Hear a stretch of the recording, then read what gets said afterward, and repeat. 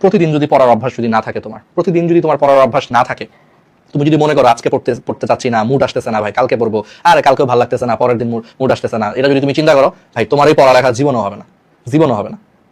একবার কোনো কিছু যদি নষ্ট হয়ে যায় সেটা সহজে ফেরত পাওয়া যায় না। আমি আমার নিজের এক্সাম্পল দিয়ে বলি। আমি ছোটবেলায় মোটামুটি ধরো হচ্ছে ঈদের দিন বাদে, মানে ঈদের 2-1 দিন বাদে, ধরো প্রত্যেক ঈদে হচ্ছে 3-4 দিন বাদ, ঈদের ধরো আগের 1-2 দিন, পরের 1-2 দিন ঈদ সহ, ঈদের 2 ঈদের হচ্ছে এরকম 4-5 দিন বাদে, আর ধরো এরকম বিভিন্ন ধর্মীয় গুলা, যেমন ধরো হচ্ছে যে রোজার সময় একটু হয়তো কম পড়তাম, মানে ওভারঅল বছরে 365 দিনের মধ্যে 2 ঈদ বাদ দিলে, মাঝে মাঝে ধরো 2-1 দিন আমার বার্থডে বা অন্য কোনো কিছু থাকলে বা পরিবার অনুষ্ঠান থাকলে এরকম বাদ দিলে, আর বার্ষিক পরীক্ষার পর, ধরো বার্ষিক পরীক্ষা নভেম্বরে শেষ হয়ে যেত, ডিসেম্বর মাসটা এরকম বাদ দিয়ে মোটামুটি আমি 12 মাসের মধ্যে, মানে বা 365 দিনের মধ্যে আমি মোটামুটি বলতে পারি 320-30 দিন আমি পড়ালেখা করতাম। 320-30 দিন আমি পড়ালেখা করতাম, অর্থাৎ আমি রেগুলার পড়তাম। আমি আমার বন্ধুদের সাথে দেখা গেছে এরকম হয়েছে, বন্ধুদের বার্থডে ছিল আজকে, যে আমরা একসাথে হচ্ছে যে খাওয়া দাওয়া করে বাসায় এসে সবার আগে হচ্ছে বইটা হাতে নিয়ে পড়তে বসছি, মিস দিইনি।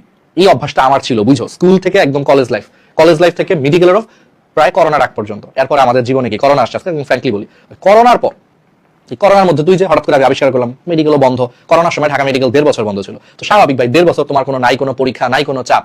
এই করোনার মধ্যে যে আমার হচ্ছে এই যে একটা গ্যাপ হলো পড়াশোনায়, স্বাভাবিক, আমার পরীক্ষা নাই, কিছু নাই, কোনো প্রেশার নাই, মনে হয়েছে, আর মেডিকেলে কিন্তু ভালো একটা পড়ার চাপ আছে। সো তখন আমি 4th ইয়ারে পড়তাম, তো মনে হয়েছে যে ভাই 4th ইয়ার পর্যন্ত অনেক চাপ নিছি, এখন আমার হচ্ছে আর 1 বছরে আর এরকম নাই, তাহলে একটা কাজ করি, 1-1.5 বছর একটু রেস্ট নিই। এই রেস্টটা নিয়ে এই যে আমার যে মানুষটা আমি রেগুলার পড়ালেখা করতাম, আমার যে 4th ইয়ারের পর যে একটা এই যে গ্যাপ হওয়া, বিশেষ করে আমি আজও রিকভার করতে পারিনি। করোনাটা কোন বছর শুরু হয়েছে? 2020 সাল না, আজকে হচ্ছে 26 সালে দাঁড়ায় ভিডিওটা করতেছে। আমি নিজে আমার ওই যে আগের যে স্বর্ণযুগ ছিল করোনার আগ পর্যন্ত, প্রতিদিন যে পড়ার অভ্যাস ছিল, এই যে নষ্ট হয়েছে, আমি নিজে আজও রিকভার করতে পারিনি। অথচ আমি এককালে সারা মানে প্রতিদিন রেগুলার পড়তাম, 1 ঘন্টা 2 ঘন্টা হইলেও পড়তে বসতাম, মিস চাইতো না, কোনো অকেশন ছাড়া বা অন্য কোনো ছাড়া। সে আমি আজও রেগুলার হইতে পারি নাই পড়ালেখায়, এত ভালো অভ্যাস থাকার পর।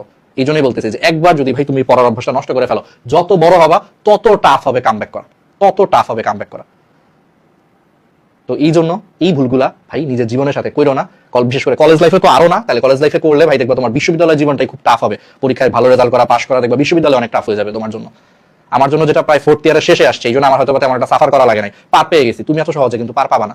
আমি আজও চিন্তা করি, যেটা যদি করোনা যদি আমার 4th ইয়ারে না এসে যদি কলেজ লাইফে আসতো, আমার লাইফ আজকে ধ্বংস হয়ে যেত, বুঝছো।